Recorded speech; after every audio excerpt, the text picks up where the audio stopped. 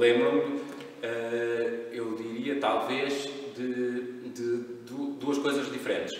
Uma muito mais cedo, de um amigo, que na altura em que começávamos politicamente, ele era mais velho, a ter alguma atividade e a lidar com pessoas que, já disse isto publicamente, eu, quando era miúdo e me começava a interessar por política, a minha admiração por algumas figuras do CDS tinha muito a ver com aquele grupo parlamentar do CDS de 4 deputados, um grupo muito pequeno, mas que brilhava no Parlamento, e 15 anos mais... 15 não, mas nem tanto, 8 anos mais tarde, eu estava na mesma bancada do professor Narana Consoró, que fazia parte desse grupo. Isso coloca-nos sempre questões, quer dizer, e esse ensinamento que eu recebi na altura não tem nada a ver com o professor Narana Consoró, portanto, e livá-lo disto, mas que era dizer, nós temos que ter muito cuidado quando nos é dada a oportunidade de conviver com pessoas que admiramos, porque nós temos, quando admiramos alguém, temos naturalmente a tendência para pôr no alto, lá em cima, tudo aquilo que são as suas qualidades. E há um risco muito enorme, muito grande de desilusão, que é, ao começar a conviver com pessoas que admiramos, sem termos partilha direta, de começarmos a desiludir. E, portanto, um grande truque que é nós sermos capazes de filtrar isso. As pessoas, se forem admiradas ou não por nós, são pessoas e, portanto, têm as suas qualidades e os seus defeitos. E nós, quando conhecemos de fora, normalmente só conhecemos as qualidades, e a conseguirmos filtrar isso. E foi uma coisa que, ao longo da vida, me foi muito útil para não ter desilusões ou para limitar as desilusões. Outra coisa que aprendi tem a ver com liderança, principalmente quando trabalhamos em equipa, e aprendi com uma pessoa com quem trabalhei e que muito admiro, que foi a doutora Maria José Nogueira Pinto, de quem tive a oportunidade de ser chefe de gabinete, e que me ensinou uma coisa essencial quando lideramos equipas, que é, da porta para fora, a responsabilidade de tudo o que aconteça, mesmo daquilo que nós nem sequer sabíamos, é nossa. Certo. Da porta para dentro, nós montamos o nosso esquema de responsabilidades. Mas quem nos julga, julga-nos a nós, e nós temos que estar sempre disponíveis para esse julgamento. E não podemos nunca a culpa foi de um adjunto, nunca a culpa foi de um vice-presidente, nunca a culpa foi... Isso é da nossa conversa com as pessoas com quem trabalham connosco. Para fora, quer a responsabilidade, quer as consequências, somos nós que as tiramos. E isso ficou-me para a vida. E é algo que tenho sempre muito presente. Não há nada pior, e custa-me muito ouvir, às vezes, quando as pessoas têm responsabilidades, têm cargo de grande relevo e disseram assim, informaram assado. Isso é muito mau. Isso é muito mau. Se nós nos sentimos suficientemente fortes para poder liderar, apresentar, protagonizar aquilo que é positivo, nós temos que ser igualmente fortes para a responsabilidade nos momentos em que as coisas possam correr menos bem, e isso é um ensinamento da Maria José Nogueira Pinto que me ficou para a vida. O político ideal é aquele em quem as pessoas confiam, portanto, e confiar não é só o político em que votam, porque o político em que votam pode ser circunstancial. Portanto, há inúmeras experiências, as piores de todas, de políticos que conseguiram captar o voto popular e que claramente traíram essa confiança. Eu acho que o que um político deve ser é gerar essa confiança, conseguir sucessivamente ir a votos, ganhar, perder, ter resultados melhores, ter momentos melhores e momentos piores, mas isso nunca abalar a confiança que as pessoas têm de perceber que está ali alguém que se dedicou ao serviço público, que tem como objetivo realizar um conjunto de coisas que resultam das suas convicções e que resultam naturalmente dos anseios de quem é a sua base eleitoral, seja ao nível municipal, seja ao nível de freguesia, seja ao nível nacional, e de conseguir sempre manter uma relação de proximidade com as pessoas que seja a fonte dessa confiança, mesmo quando haja discórdias e mesmo quando possa não se ter votações maioritárias, não se ganhar eleições, mas não se perder essa relação de confiança. Acho que isso é o essencial. Como é que achas que os outros te julgam à partida? Julgam pelo estereótipo que há de um político que faz política há muito tempo, que é novo, e que supostamente não fez mais nada na vida. Portanto, eu tenho perfeita noção que é isso, que é essa a primeira imagem. E se a prática der para desconstruir isso, eu fico mais satisfeito porque acho que tem muito mais a ver comigo. Tenho consciência que às vezes isso não é possível, mas também não vivo obcecado com isso. Eu acho que é muito mais importante nós sermos naturais e acreditarmos que isso vai fazer com que as pessoas nos conheçam melhor do que vivermos obcecados a mostrarmos aquilo que somos, que é diferente daquilo que as pessoas percepcionam de nós. Não é coisa, confesso, que me preocupa muito. Falta confiança aos portugueses. Falta em si próprios, desde logo. Nós somos um país com um grande déficit de confiança em nós próprios. Nós, comparando-nos com outros países, nós, por exemplo, se temos duas pessoas noutro país, não vou dizer qual, não é uma questão de complexo de inferioridade, mas dois países com realidades diferentes, num outro país, a comparação é feita. Aquele que tem menos oportunidades ou menos condições, ambiciona ter as mesmas condições e conseguir ter as mesmas qualidades daquele para quem olha ao lado. Em Portugal acontece o contrário. Se nós vemos alguém que está à nossa frente ou acima de nós, começamos a pensar que é injusto que assim seja, que ele devia estar ao nosso nível.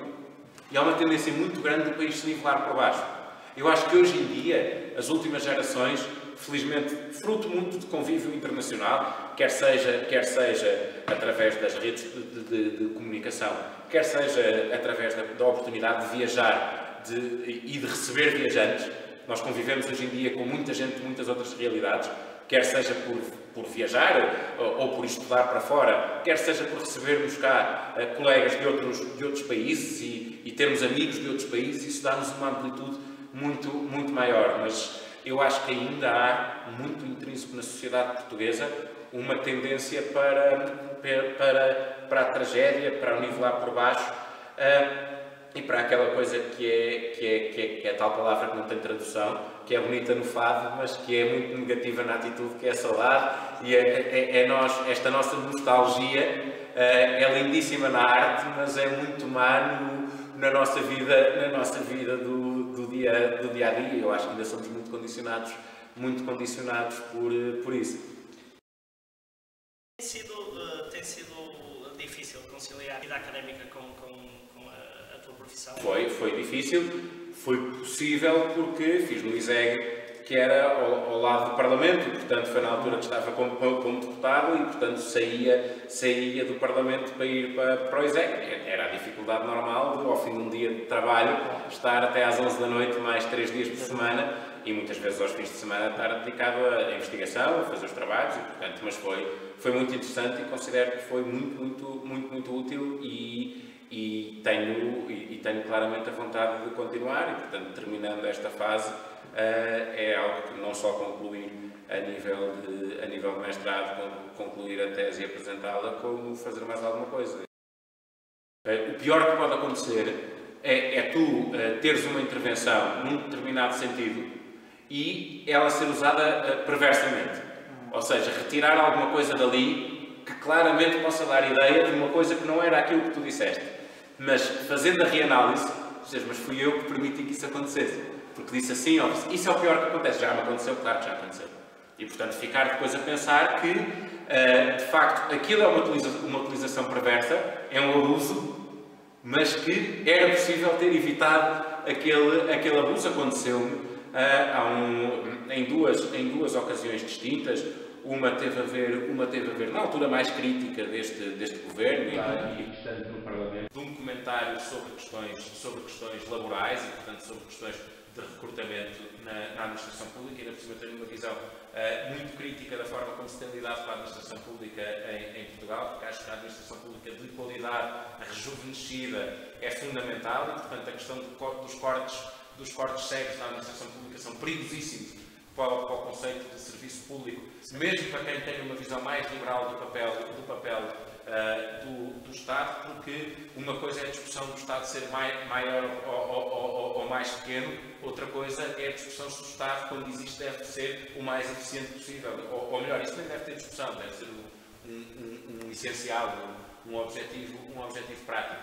Agora, foi aí, e outra, num prós e contras há uns tempos, em que eu isso percebi logo na altura, que havia ali a tentativa de explorar uma coisa que eu tinha dito, que era, quando eu digo que, a certa altura, que os dois partidos que ganharam eleições em Portugal desde o 25 de Abril são aqueles que normalmente nas campanhas eleitorais dizem coisas que depois não cumprem a seguir e continuam a merecer o voto das pessoas. E há uma tentativa que é assim que se ganha eleições. Há ali a tentativa de dizer, se eu estava a dizer que para ganhar eleições é preciso enganar as pessoas, que é exatamente o contrário. Eu logo no momento marco e digo, não, eu estou a dizer o contrário, mas permitiu essa utilização. Os militares, as artes e as letras. Foi um projeto em que eu participei há muitos anos, sobre o 25 de Novembro, e que foi muito interessante porque eu era muito novo e permitiu, foi um ciclo de conferências que depois deu origem a um livro em que intervieram militares do 25 de Novembro e depois gente que esteve ligada, alguns deles que desenvolveram os seus próprios projetos artísticos, fosse ao nível da literatura, fosse ao nível da escultura, de muitas outras artes, e depois juntaram a isso, a esse conjunto de experiências, o contributo de jovens que não tinham vivido essa época. E permitiu-me conhecer uma série de pessoas essenciais na nossa história que nós normalmente não conhecemos, porque têm pouco protagonismo na história publicada e naquilo que é a visão, e portanto foi muito interessante para aprofundar uma fase da história de Portugal, numa altura em que eu próprio também, ainda sendo muito novo, também ainda estava a conhecer um pouco o que era a experiência de serviço público, conhecia pouco e conhecer a experiência de serviço público de militares numa altura de ruptura do país foi sem dúvida interessantíssimo e foram conversas muito, muito interessantes que tive nessa altura com as pessoas com quem estive envolvido nesse projeto. Achas que os médias influenciam de alguma maneira negativa ou tentam ocultar aquilo que foi 25 de Novembro? Não, acho que naturalmente o 25 de Abril foi o momento em que se marca o fim de um regime. É normal que, do ponto de vista histórico, isso seja a data que é valorizada. Não é necessariamente uma desvalorização do 25 de Novembro. Agora, é preciso aprofundar um pouco mais para perceber que aquilo que gerava um consenso muito alargado no 25 de Abril podia ter sido posto em causa no período que se seguiu, principalmente quando, depois do 11 de Março, as forças mais radicais de esquerda conseguiram assumir o controle das instituições, que se em 25 de Novembro não houvesse esta reversão, que provavelmente mesmo aquilo que se comemora no 25 de Abril poderia ser posto em causa, mas eu acho normalíssimo que, do ponto de vista histórico, a data de referência seja o 25 de Abril. Acho importante, e eu contribuo muito para isso na JP, enquanto fui Presidente, para valorizarmos, para historicamente valorizarmos o 25 de Novembro, mas isso tem muito a ver com a questão ideológica, com a demarcação daquilo que é a consciência de liberdade e de democracia da direita e aquilo que é a limitação da liberdade e da democracia que está presente nas experiências de governação da esquerda radical. E, portanto, o 25 de Abril é-nos muito útil para explicar essas diferenças e, por exemplo, para compreendermos que, mesmo ganhando eleições, quando um governo de esquerda radical, como agora o que temos na Grécia, assume o poder, tem imediatamente tentações totalitárias. E ainda agora vimos aquela questão de pôr comerciantes e turistas a serem delatores do sistema fiscal. Isso tem muito a ver com a raiz totalitária da esquerda radical, não digo da esquerda social, socialista no sentido do que a conhecemos em Portugal, social-democrata do ponto de vista europeu, não tem nada a ver com essa esquerda, não é toda a esquerda que é assim, mas a esquerda de raiz comunista tem claramente princípios totalitários e é bom que nós tenhamos noção disso, porque muitas vezes isso não está presente no nosso debate político. Qual é a tua música favorita? Pus música muito tempo, tive um bar, fui DJ amador, passei música muitas vezes, portanto é muito difícil dizer assim, não tenho uma música da minha vida, aquela música. Gosto talvez do Don't Stop Me Now dos Queen, que é muito isso, que tem muito a ver comigo, nós não pararmos e estarmos sempre estarmos sempre em andamento. É uma música que eu gosto bastante, mas está longe. Ocorreu-me agora, se estivéssemos aqui a conversar amanhã, ocorrer-me outra, não tenho dúvida. Quais são as tuas principais, ou pelo menos aquelas que tu achas as tuas principais características pessoais?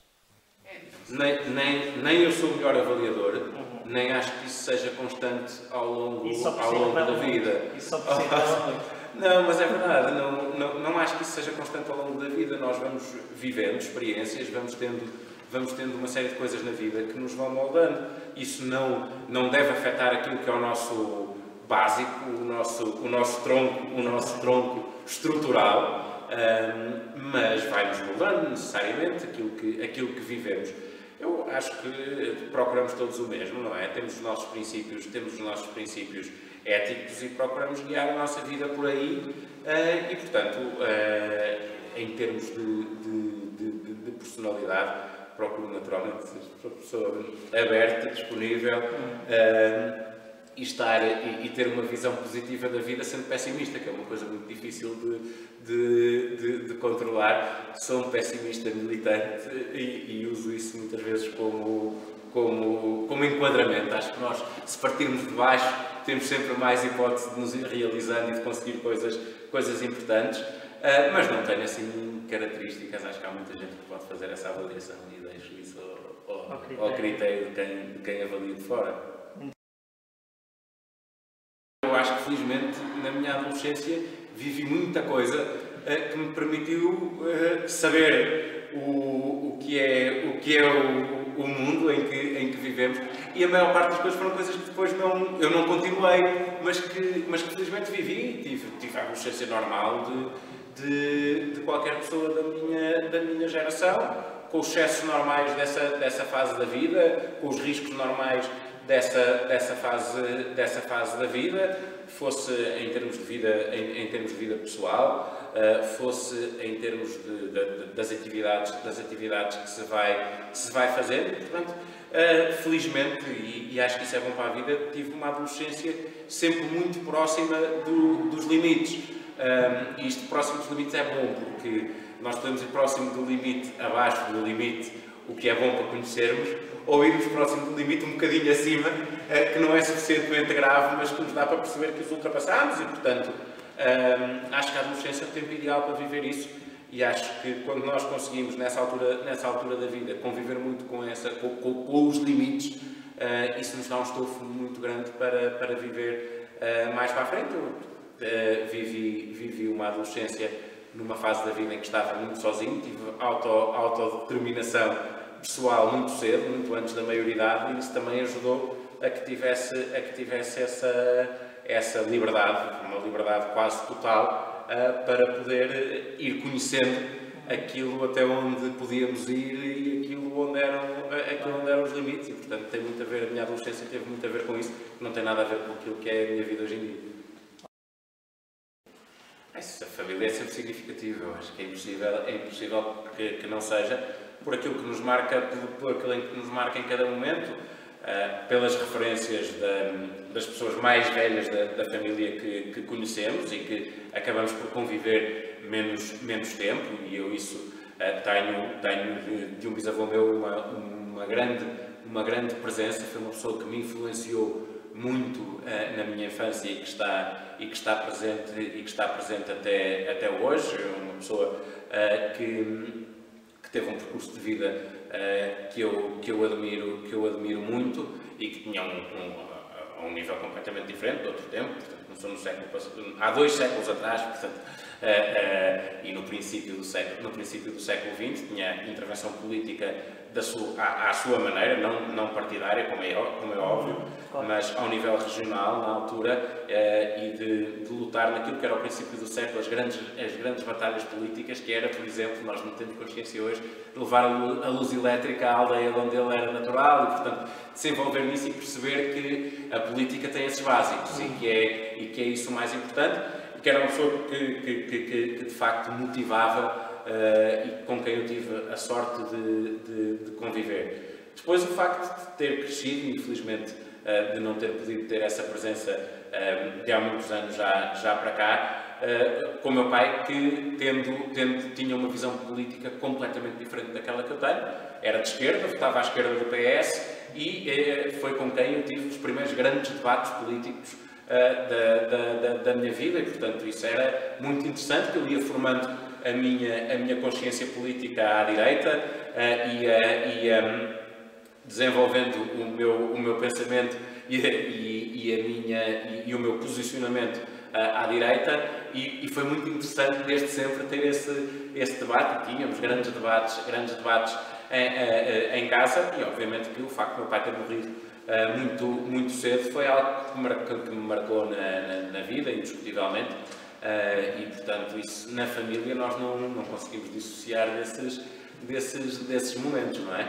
São coisas que mexem connosco e que alteram e portanto por isso eu dizia há pouco que do ponto de vista da adolescência e mesmo da juventude, eu na altura vivia vivia com o meu pai e com a minha avó e quando o meu pai morreu fiquei muito com liberdade total e isso influenciou-me muito também, não só os debates políticos que tinha para trás, mas depois toda a liberdade que também vinha muito da raiz de educação que tive, quer dizer, essa da parte do meu pai, o resto da família não tinha esse posicionamento ideológico, mas de ter, o meu pai estava ali entre a esquerda, muito à esquerda, e algum anarquismo quase, portanto era uma coisa muito interessante, mas que tinha uma coisa que eu aproveitei muito bem, que era a parte da liberdade, portanto que isso era interessante.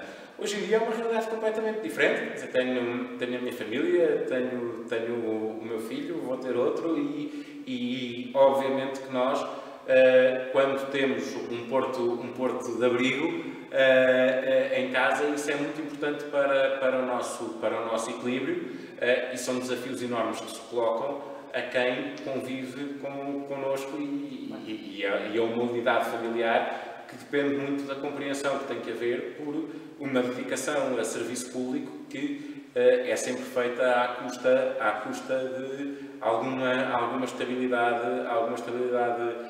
familiar e de algum tempo que devíamos ter para a família e não temos. Felizmente vou tendo essa compreensão e isso é possível, mas pronto, a família está sempre. Não há dia em que das coisas que vivo do ponto de vista do trabalho político, das reflexões políticas, em que em algum momento isso não cruze ou com a realidade familiar presente ou com as referências familiares de trás. Isso faz muito parte de mim e é assim que vivo o dia-a-dia, que vivo também a minha participação política. Acho que ainda nunca parei, isso tem muito a ver com a minha vida, nos quase 40 anos que tenho, não me lembro de ter parado. Agora, há momentos, principalmente com coisas que nos acontecem, que nos fazem ter, não é que paremos, mas que haja coisas que nos marquem mais e momentos em que naturalmente somos um bocadinho mais reflexivos e portanto estamos mais a pensar no que nos aconteceu e a projetar aquilo que isso pode influenciar no futuro, coisas que nos marcam e que condicionam, isso indiscutivelmente.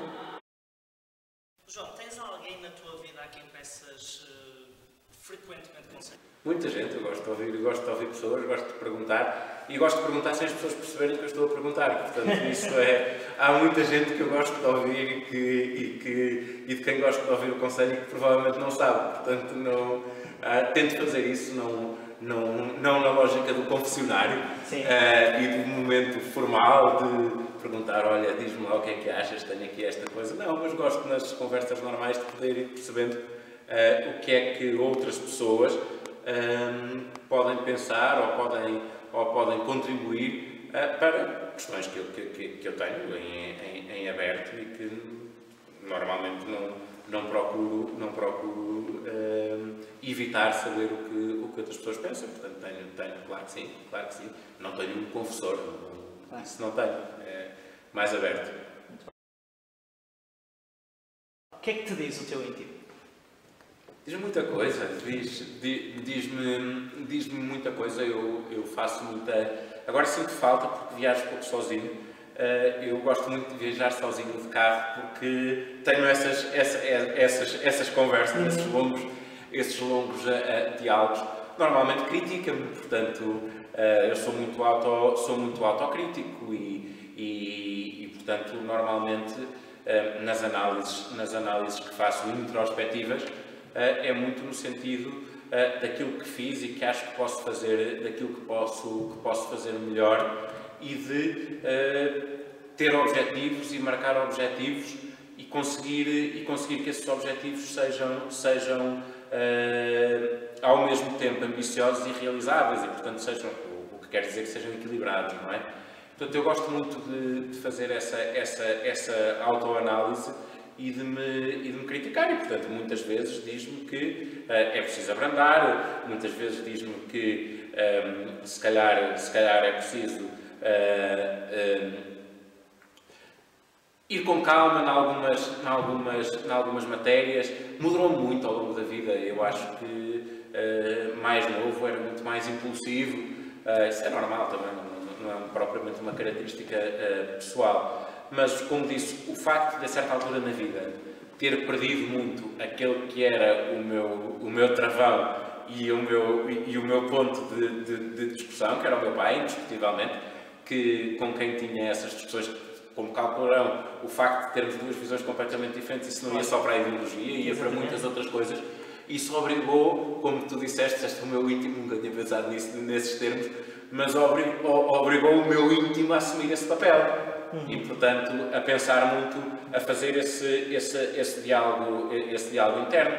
Agora, lá está, depende muito das circunstâncias, mas normalmente é numa lógica de serenidade e de autoavaliação, de permanentemente me confrontar com aquilo que estou a fazer, com aquilo que estou a pensar, com aquilo que estou a projetar. E muito com aquela coisa, há um princípio que as pessoas normalmente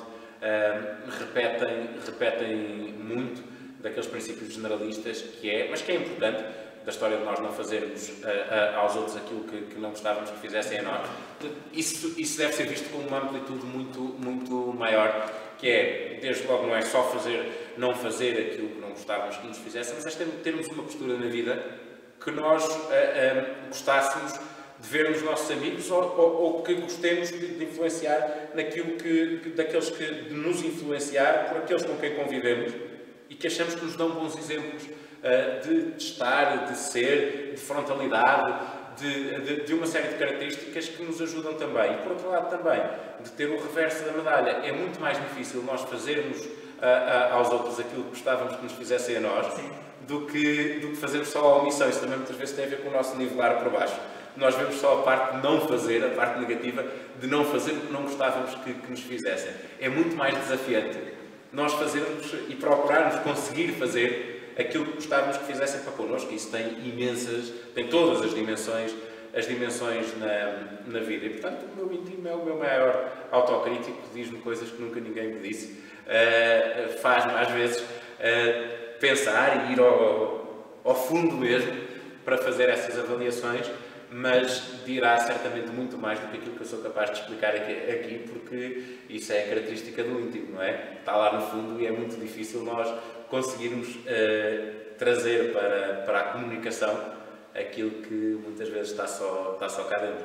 Contrato de confiança com as pessoas, estamos um bocadinho limitados na nossa capacidade de conseguir ser políticos e de conseguir ser representantes das pessoas.